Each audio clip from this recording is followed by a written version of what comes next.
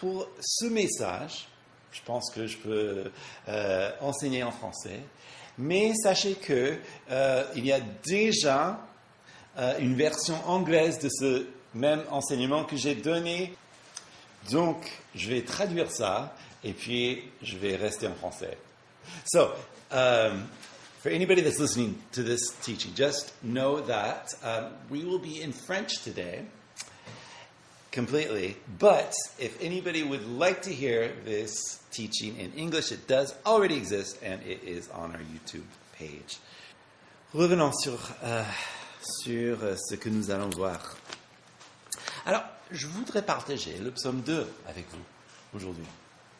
Et ce qui est presque marrant, c'est que quand j'ai fait cette étude pour nos amis, c'est un petit groupe, comment dire, comme un comité de mission donc aux États-Unis. En fait, j'ai évoqué les choses que je vais évoquer avec vous tout à l'heure, dont les dates se trouvent aujourd'hui. Étrange, non? Complètement au hasard. Donc, du coup, vous êtes bénis parce que, en fait, ça correspond mieux aujourd'hui et plus en français qu'en anglais. Parce que aujourd'hui, c'est le 24 août. Alors, c'est quel saint aujourd'hui? Pour vous qui suivez ça? Oui, c'est le saint Barthélemy. Wouhou, voilà. Tous les Barths du monde. Ils sont bénis. Bon. Alors, pourquoi est-ce que vous avez peut-être entendu parler d'un grand événement historique qui s'appelle le Saint Barthélemy, le massacre du Saint... Voilà. Donc, l'année 1572, 2 ans après la deuxième guerre de religion, il y avait effectivement donc cet traité signé. Et on est avec Charles IX et sa femme Catherine de Médicis. Bon. Ils sont dans une mentalité de rétablir la paix. Parce qu'il y avait effectivement ces 2 guerres de religion, vous savez. Et effectivement, à cette époque, on estimait que le protestantisme en France touchait les 10% de la population. Mais attention, parce que ces 10%, ou peut-être même plus, c'était en majorité des nobles, des gens qui lisaient. Parce que dans le protestantisme, c'était vraiment un retour au texte. Donc c'est les gens qui ont été formés, lettrés, qui se tournaient justement vers la réforme. Bon. Et pour Charles IX, c'est vraiment le moment d'arrêter les guerres et surtout de rebâtir la paix. Parce qu'il ne peut pas avoir tous ces nobles éparpillés comme ça et repoussés. Donc, l'idée, c'était de donner leur fille, Marguerite de Valois, à un certain Henri Navarre. Donc, Henri Navarre qui devient Henri IV. Ok. Henri Navarre qui était un prince, donc en lignée pour le trône, mais il était protestant. Bon. C'est un peu risqué déjà. Alors, qu'est-ce qui se passe? Bon, vous savez ce qui se passe, donc, ils arrivent, ils célèbrent donc le mariage en dehors, mais juste devant Notre-Dame, n'est-ce pas? Puis, il y avait aussi le comte Gaspard Coligny, donc, qui était victime d'un assassinat, d'un attentat d'assassinat, mais dans les nuits du 24 au 30 août, il y avait donc une violence inouïe qui s'appelle donc ce massacre donc, de Barthélemy, où on a effectivement vu une grosse diminution du protestantisme en France. Donc c'est à partir de là où ça devient vraiment un culte persécuté dans le royaume de France, attention, dans la République, c'était jamais ça, mais dans le royaume de France, c'était ça. Et donc, pour les protestants, il faut savoir, leur recueil de chants était les psaumes. Alors, le psaume 2, pour eux, avait un autre sens. C'était un sens qui était... ils lisaient ce qu'ils ont vécu dans le psaume, qui, finalement, c'est pas toujours la meilleure méthode, n'est-ce pas? Parce que quand David a écrit le psaume 2, est-ce qu'il a imaginé tout ça? Non, évidemment pas. Alors, autrefois, dans le christianisme, surtout dans l'Église primitive, on pensait que le psaume 1 et le psaume 2 faisaient un seul psaume. Et qu'on attribuait le psaume 1 à l'humanité du Christ. Donc, béni soit donc celui qui médite la loi. Donc, comme le Christ en forme humaine, et puis le psaume 2, il voyait ça comme Christ dans sa divinité. Bon. Avec le temps, donc les choses, évidemment, ont changé. Comment est-ce qu'on étudie les psaumes aujourd'hui? Les experts essaient au maximum de faire tellement de recherches que ce qu'on veut faire, c'est entrer dans la tête de l'auteur. C'est-à-dire, quand David a écrit cela, qu'est-ce qu'il avait en tête? Peut-être pas la double nature du Christ. Il n'avait surtout pas des conflits politiques en France non plus, n'est-ce pas? Mais qu'est-ce que c'était sur son cœur? Et on pense qu'aujourd'hui, c'était plutôt un psaume royal. Un psaume même pour le couronnement des rois.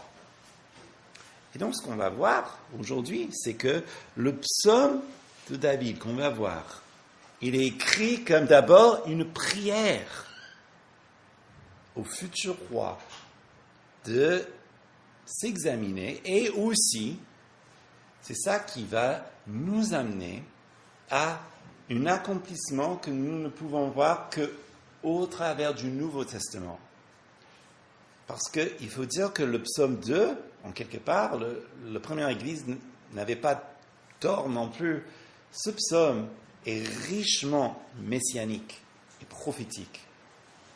Et donc, j'aimerais garder ça pour la fin. Donc, un petit peu le désert.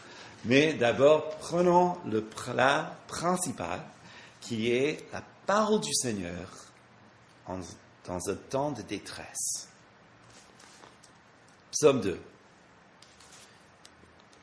Pourquoi les nations s'agitent-elles et les peuples ont-ils des vaines pensées?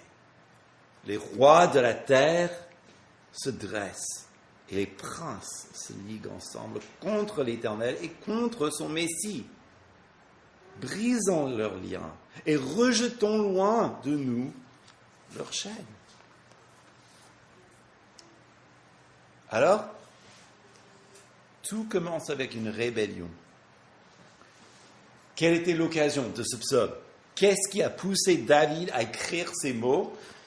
En fait, c'est un mystère parce que, vous savez, dans la Bible, il n'y avait pas eu ce genre d'événement. Ce qu'il faut imaginer à l'époque, donc David qui écrit, donc ça serait qui? Ça serait Édom, Moab, Philistins, les Syriens.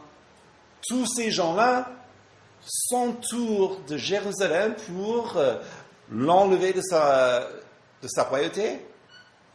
Tout simplement, ça ne s'est jamais produit dans le règne de David.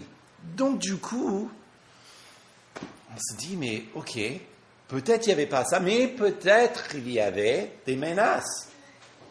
En tant que roi, bien sûr, il y a des menaces. Dans la politique, il y en a toujours. Comment il joue après les choses, peut-être ce n'est pas quelque chose qui était nécessaire, effectivement, d'écrire plus tard. Ça, c'est pourquoi on pense que ce que David fait là, il fait une leçon pour les rois à venir. Le jour de leur couronnement, attention, parce que, voilà, il y a ça, c'est vaine pensée. David, quand il a écrit les psaumes, bien sûr, ce sont des prières, c'est des poèmes, mais des poèmes avec vraiment une tonalité très spirituelle. David voit beaucoup plus qu'un simple querelle politique, là. Beaucoup plus d'une simple guerre. Non. Il voit clairement une attaque contre Yahvé. Vous voyez? Contre l'Éternel et son Messie. Donc, ce n'est pas quelque chose de neutre, ce n'est pas quelque chose de personnel, autant que c'est une attaque contre Dieu. Et comment et pourquoi?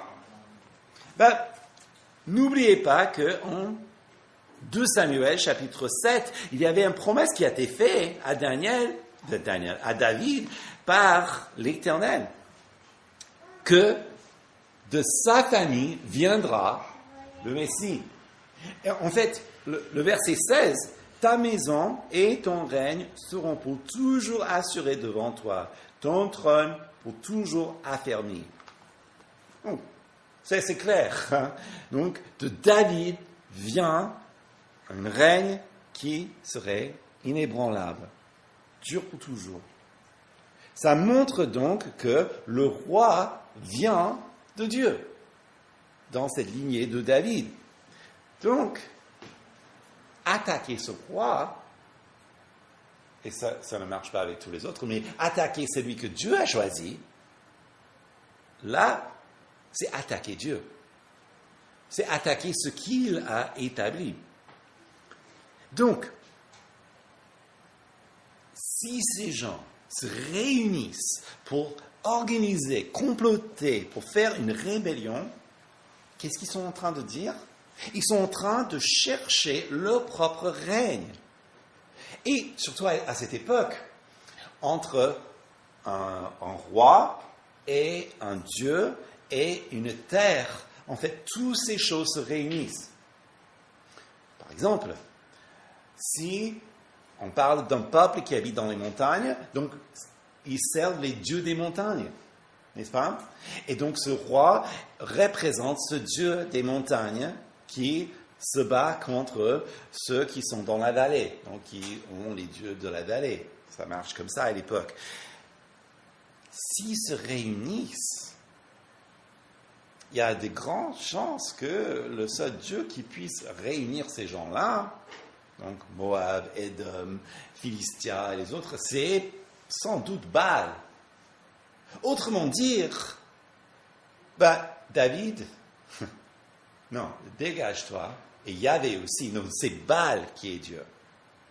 C'est ça ce qu'ils sont en train de dire.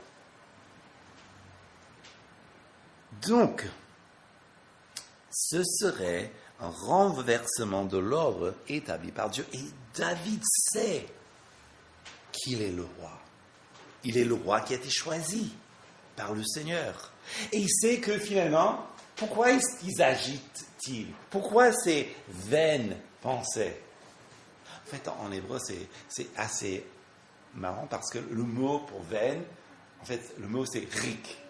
Donc c'est un mot, ça veut dire ça, ça veut dire vaine, ça veut dire rien. Hein, donc il n'y a pas de sens caché, mais juste la sonorité, rik. C'est comme ils crachent. Ils sont rien, ils sont vaines. C'est comme ça que Dieu et David, ils voient tout genre d'entreprises contre les projets de Dieu. Quelle confiance, quelle foi, justement. Et pourquoi? Sans doute parce que derrière ça, et la prochaine étape, c'est comment, justement, le Seigneur répond. Verset 4. Il rit, celui qui siège dans les cieux. Le Seigneur se moque d'eux. Il leur parle dans sa colère et dans sa fureur, il les épouvante. C'est moi qui ai sacré mon roi sur Sion, ma montagne sainte. D'accord ? Il n'y avait jamais ça qui s'est produit, hein? Mais vous pouvez très bien imaginer tous ces armées qui se lèvent contre Jérusalem, et puis la voix de l'Éternel qui tonne.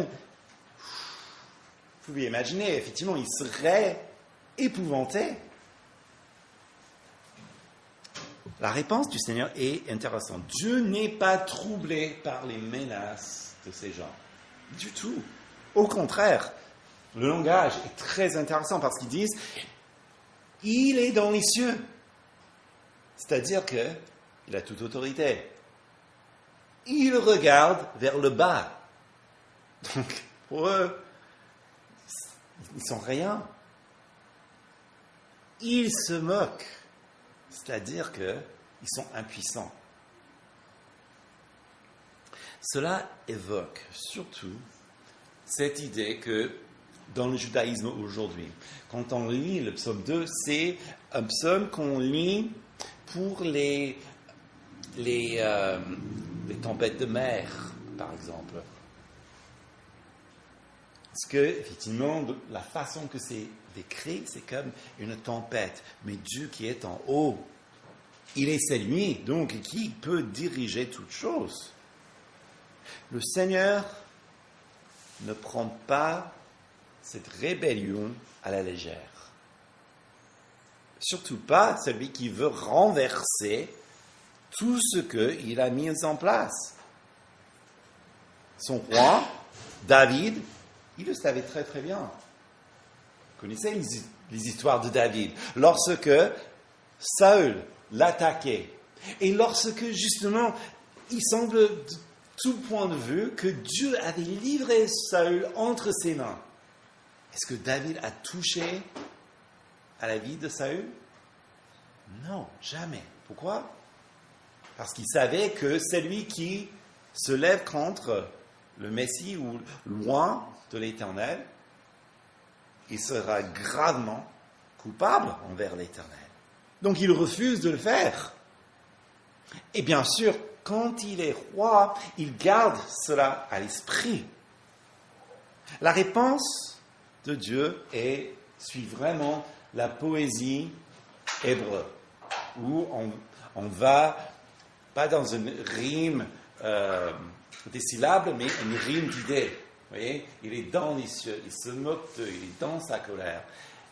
C'est une répétition, une amplification d'idées.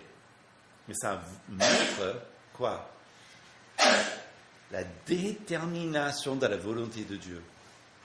Si Dieu décide, qui peut renverser sa décision?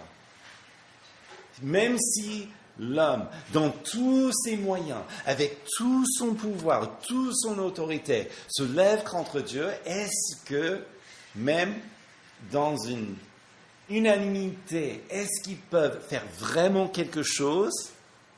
Non, il ne peut pas.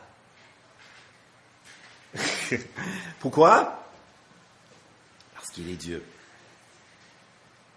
Dieu ne change pas d'avis sur David. Parce que David est le roi sur sa montagne. Et donc, qu'est-ce qu'on voit? C'est que la parole du Seigneur en temps de détresse, ça change tout pour lui. Nous voyons que David avait une bonne vision de lui-même et de Dieu. En fait,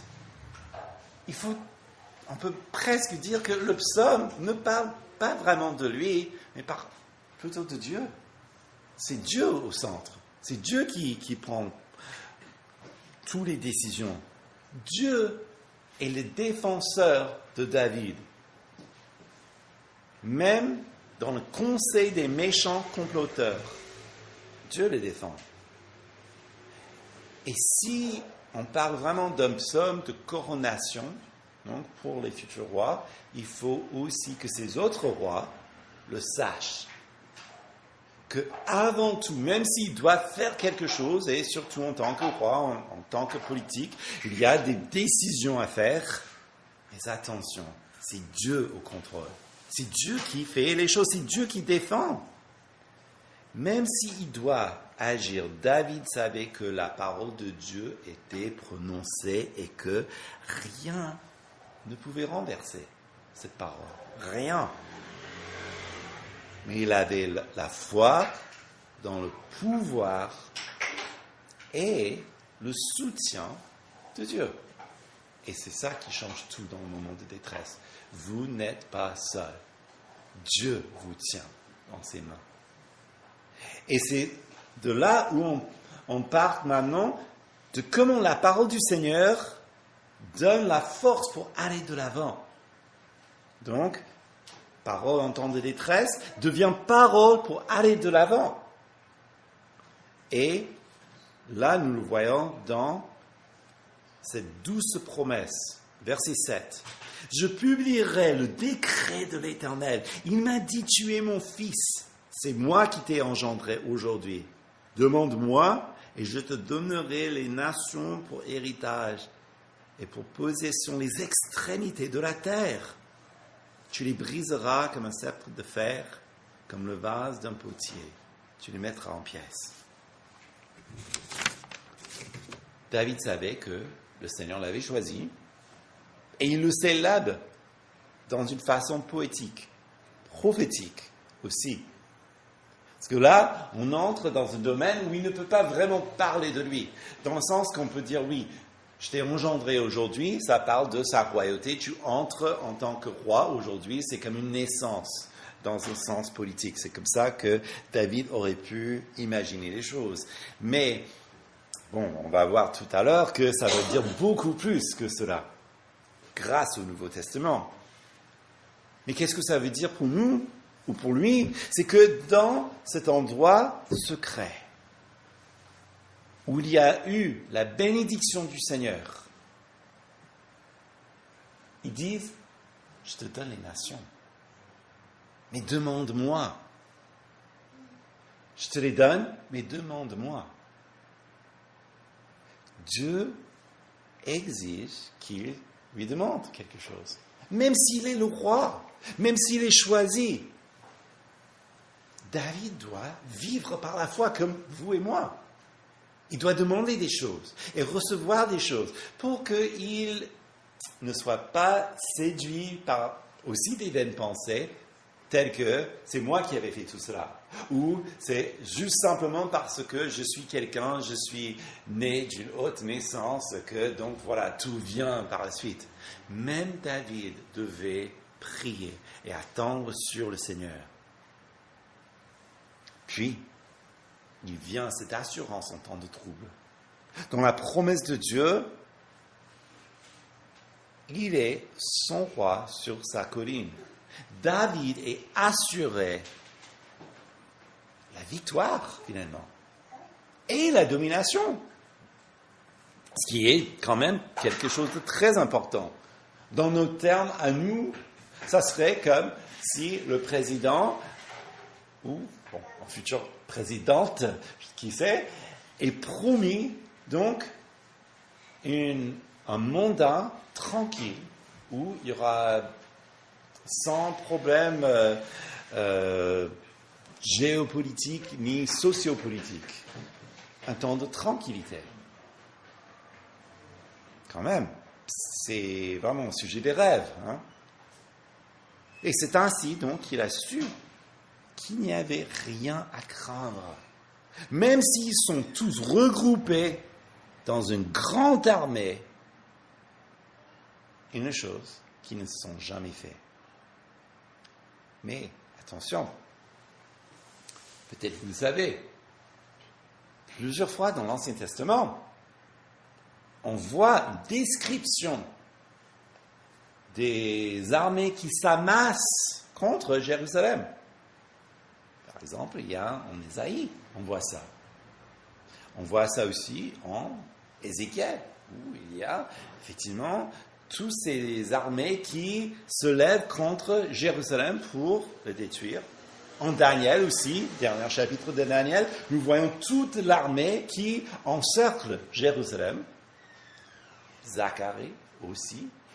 À la fin, donc, il y a même ce verset où ils disent « Je ferai de Jérusalem comme une coupe d'étourdissement pour tous ceux qui veulent soulever. » Ce serait comme une pierre trop lourde à porter. Parlons justement des armées qui l'encerclent. C'est étrange, pourquoi Dieu répète ces choses? Mais encore plus, chaque fois que le Seigneur donne ça comme image, c'est Dieu qui délivre le peuple. C'est jamais parce qu'ils sont plus malins que les adversaires, qu'ils sont plus forts, qu'ils ont joué un petit quelque chose pour échapper. Non, dans chaque moment, c'est Dieu qui les délivre dans ces passages prophétiques d'une façon définitive, rapide, miraculeuse, terminée. Qu'est-ce que Dieu est en train de leur dire? Dans un premier temps, même si vous vous trouvez dans la situation la plus impossible et imaginable, sachez qu'il a le pouvoir de vous délivrer. C'est une parole d'espoir. Donc, pour aller de l'avant, qu'est-ce que ça nous dit si ce n'est Dieu est là et il ne va pas vous laisser tomber dans le piège où vous allez perdre tout. C'est aussi un avertissement d'un événement futur, n'est-ce pas? Si Dieu répète la même chose et ça ne s'est jamais produit dans l'histoire, soit c'est quelque chose à venir, comme c'est clairement indiqué dans certains de ces passages, ou bien c'est tout simplement une image de quelque chose à venir. Et dans les deux sens, moi je crois plutôt que c'est quelque chose qui va produire plus tard, mais dans les deux sens, c'est une forte encouragement que quoi qu'il arrive dans l'immédiat de nos soucis, ou quand on croit que tout est contre nous et il n'y a pas d'espoir, il y a en fait de l'espoir. En fait, il y a de l'espoir. Il y a Dieu qui est présent, qui nous soutient dans toutes nos difficultés. Et ceci vient avec un avertissement. Et l'avertissement se trouve en verset 10. Et maintenant, roi, ayez du discernement. Recevez l'instruction, juge de la terre. Servez l'Éternel avec crainte. Soyez dans l'allégresse en tremblant. Embrassez le Fils, de peur qu'il ne se mette en colère et que vous ne périssez dans votre voie. Car la colère est prompte à s'enflammer. Heureux tous ceux qui se réfugient en lui. Les nations peuvent faire ce qu'ils veulent, mais ils ne vont pas renverser l'ordre de Dieu. Donc, qu'est-ce qui vaut mieux? Il vaut mieux, c'est ce que dit l'auteur, il vaut mieux qu'il revienne, qu'il abandonne la folie, qu'il revienne à l'Éternel. Et donc, lorsqu'on parle d'embrasser le Fils, là, c'est une allusion à une pratique de l'époque des relations vassales, où il y a effectivement, donc, il y a un souverain, et puis il y a ses vassaux, où il vient donc et il prête serment de leur vie et de leur fidélité pour toujours. Et dans cette cérémonie, bon, bien sûr, il y a des fêtes, mais il y a surtout la partie la plus solennelle où, effectivement, le vassal, il embrasse donc le souverain. C'est ça ce qui est évoqué. Donc revenez. Le décret et le choix du Seigneur sont donc réels, tout comme son jugement. Il défend l'étranger, l'orphelin, la veuve. Il humilie les orgueilleux mais il bénit donc ceux qui lui font confiance. Dans sa grâce, il est généreuse, vraiment généreuse dans sa grâce. Et Dieu invite tous ces anciens rebelles de venir à lui. Dieu ne repousse jamais personne qui s'humilie et qui demande pardon. Donc, ça c'est la première image. Donc l'image de David, en parlant au futur roi.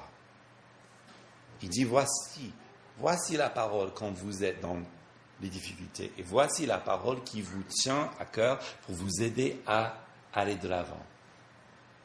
Mais, heureusement, et déjà, il faut dire que c'est quand même encourageant. C'est quelque chose, que Dieu nous soutient dans l'épreuve. Mais il y a quelque chose de meilleur. Parce que ce psaume, comme j'ai dit tout à l'heure, est messianique, royal. Et grâce au Nouveau Testament, en fait, ce psaume est cité peut-être parmi le plus que d'autres dans le Nouveau Testament. Parce que ce psaume nous révèle Jésus-Christ. Dans le premier passage, en fait, nous voyons Jésus et l'accomplissement ultime, pas juste de ce psaume, mais de toute Écriture.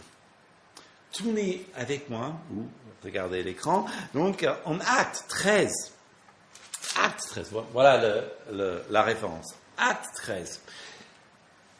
Paul, il est en mission à Antioche en Pisidie. Comme c'était son habitude, il prêche auprès des Juifs, donc dans les synagogues. Et donc, quand il y a l'opposition, donc il ouvre envers les non-juifs. Alors, quand il est en train de prêcher, il annonce Jésus crucifié, n'est-ce pas? Et ressuscité. Mais regardez vers verset 32, ils disent « Nous vous annonçons cette bonne nouvelle, que la promesse faite à nos pères, Dieu l'a accomplie pour nous, leurs fils, en ressuscitant Jésus, selon ce qui est écrit au psaume 2. « Tu es mon fils, c'est moi qui t'ai engendré aujourd'hui. » Paul nous fait comprendre que cette petite phrase « Moi qui t'ai fait engendrer aujourd'hui » est une référence à la résurrection. Que le fait que Jésus-Christ est ressuscité fait de lui une preuve qu'il est en fait ce roi de David ressuscité pour régner. Montre que donc Jésus est le Christ. Mais ce n'est pas juste ça. Regardez en Hébreux chapitre 1. Hébreux chapitre 1, là où l'auteur aux Hébreux, il est en train de dire que Jésus a reçu un nom qui est au-dessus de tout autre nom. En fait, il n'y a pas d'ange, il n'y a rien qui puisse même toucher les limites de qui il est. Il est tellement haut. En fait, ce Fils, Hébreux chapitre 1, verset 3, ce Fils qui est le rayonnement de sa gloire et l'expression de son être, soutient toutes choses par sa parole puissante. Après avoir accompli la purification des péchés, il s'est assis à la droite de la majesté divine dans les eaux très haut, devenu autant supérieur aux anges qu'il hérite d'un nom bien supérieur de leur. C'est-à-dire que il est Dieu. D'ailleurs, auquel des anges, en effet, Dieu a-t-il jamais dit « Tu es mon fils, c'est moi qui t'ai engendré aujourd'hui ». Il n'y a aucun, parce qu'il ne le mérite pas. Il est donc Dieu le Fils. Et tellement ce verset est fort et rempli de sens que le même auteur, en hébreu, reprend le même verset en chapitre 5, verset 5. Ils disent, de même, ce n'est pas le Christ qui s'est donné lui-même la gloire de devenir souverain sacrificateur, mais c'est celui qui a dit, tu es mon fils, c'est moi qui t'ai engendré aujourd'hui. Regardez, avec cette seule phrase, le Nouveau Testament nous parle de la résurrection du Christ, le fait que son nom est au-dessus de tout autre nom, et là, qu'il est choisi spécifiquement par Dieu d'être celui qui donne sa vie. Il est notre souverain sacrificateur, c'est-à-dire il est celui qui donne sa vie pour nous libérer du péché.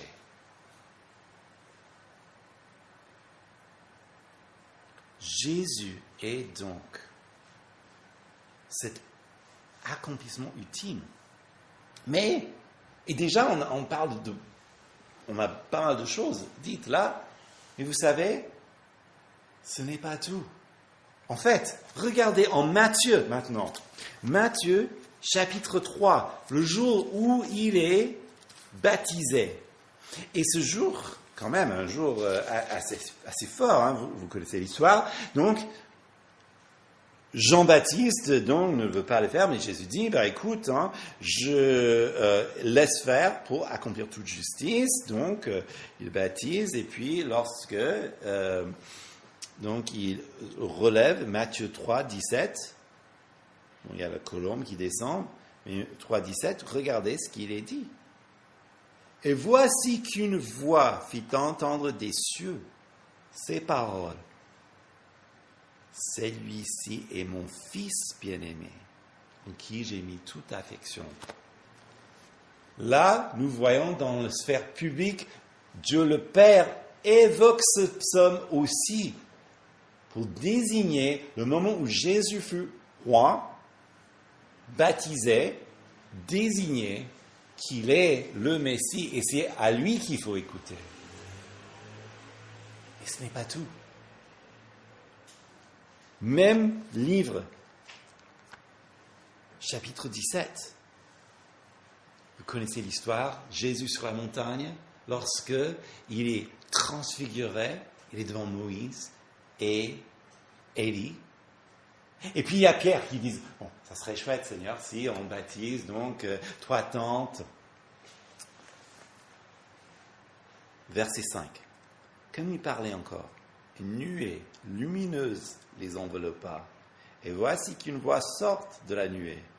Celui-ci est mon fils bien-aimé, en qui j'ai mis toute mon affection. Écoutez-le. Encore une autre allusion par Dieu le Père. Au-dessus donc de Moïse, au-dessus d'Élie, au-dessous de tout autre nom. Celui qui a donné sa vie pour nous racheter, celui qui est ressuscité. Jésus est ce roi qui n'a pas de fin. Il est donc le roi victorieux. Il est donc celui qui n'a aucune crainte des nations qui se tournent contre lui. D'ailleurs, en Actes 4, verset 25, les premiers disciples, ils prient parce qu'ils sont persécutés par les chefs religieux et il cite ce même psaume, donc Acte 4, 25 à 26. Il cite le même psaume, pourquoi ? Parce qu'ils sont persécutés. C'est-à-dire qu'ils voient dans les chefs religieux, Pilate et le reste, l'accomplissement de ceci. Les peuples, pourquoi ils ont des vaines pensées ? Pourquoi ils se lèvent contre toi et contre ton Messie ? Mais il n'y a nulle part ailleurs dans la Bible où le psaume 2 est cité le plus, où il y a plus de références qu'un seul livre. Devinez lequel ? Comment ? On n'a pas encore évoqué. C'est le livre d'Apocalypse. Le livre d'Apocalypse. En fait, comme dit Peter Craigie, l'Apocalypse, dans le langage symbolique, et mystérieux de son écrivain contient une anticipation de la règle ultime du triomphe de l'homme, né pour être roi, dans la langue et l'imagerie de Psaume 2. Et regardez, là il cite Apocalypse 1:5, 2:27, 4:2, 6:17, 12:5 et 19:5. Pas mal. Pas mal du tout. C'est-à-dire que Jésus est le roi qui revient. Jésus est l'accomplissement. Et nous le voyons surtout à la fin, lorsque toutes les armées avec la bête se lèvent contre lui et contre donc son peuple. Et Jésus revient sur terre, le roi triomphant sur le cheval blanc. En conclusion, ce psaume nous rappelle Jésus. Il est le roi victorieux. Et aucune armée, aucun prophète, aucune philosophie, aucun politicien, aucune menace, aucun ange ne puisse l'arrêter. Il est Dieu le Fils.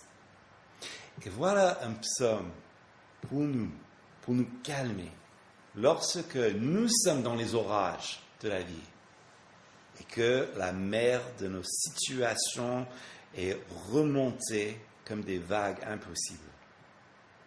Un psaume aussi de joie, en attendant le retour, et qui nous donne la force aussi, même dans les moments où il semble que nous sommes victimes de notre propre Saint-Barthélemy, ou même si le Seigneur permet qu'on vit un tel truc horrible. Voilà qui va nous donner la force. C'est que le Seigneur est toujours sur son trône. Nous ne célébrons pas notre victoire, même si nous sommes son co-héritier. Nous partageons la victoire du Christ. Nous entrons dans toute sa bénédiction. Nous célébrons la sienne, parce qu'il a déjà vaincu et nous appelle des ténèbres à la vie, à une vie qui est prête aussi, il faut dire, à manifester le moment où tout œil le verra et toute langue confessera que Jésus est le Christ. Amen. Prions.